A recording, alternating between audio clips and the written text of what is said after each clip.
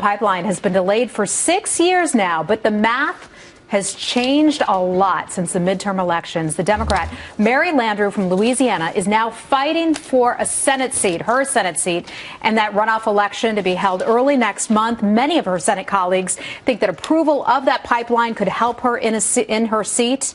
Energy is a very important issue down there in Louisiana, and they believe it could help deliver oil from Canada and North Dakota to the Gulf Coast. Chief Congressional Correspondent Mike Emanuel is live for us on Capitol Hill with the latest on this vote. And Mike, correct me if I'm wrong, but this House legislation actually has her opponent, Bill Cassidy's name on it as well, so it could help both of them in the long run.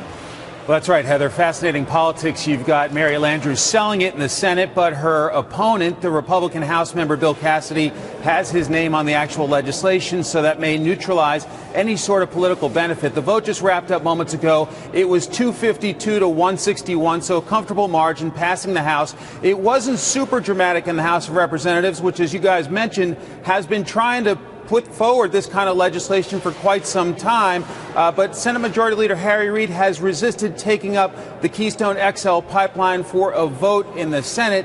Here's how Speaker John Boehner sold this Keystone legislation. This is a vote to lower energy costs and create more American jobs. Now, listen, finding common ground is not going to be easy, but for the sake of American workers, I hope that the president will sign this bipartisan bill without delay. And so that is the Speaker's wish. Much of this is about the Louisiana Senate runoff, which is going to be held December 6th. And so Mary Landrieu over in the Senate has been trying to move this forward.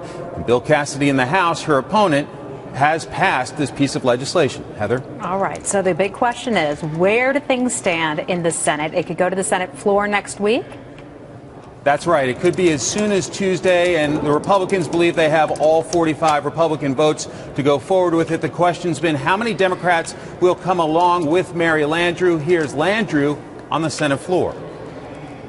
I am very hopeful that we will have, and I believe we will have, not 60, but probably 61 votes for the Keystone Pipeline.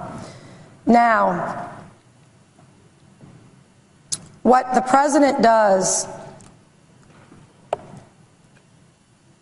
is a different matter. Now, if it passes the United States Senate, then all eyes will be on President Obama to see whether he signs it or vetoes it.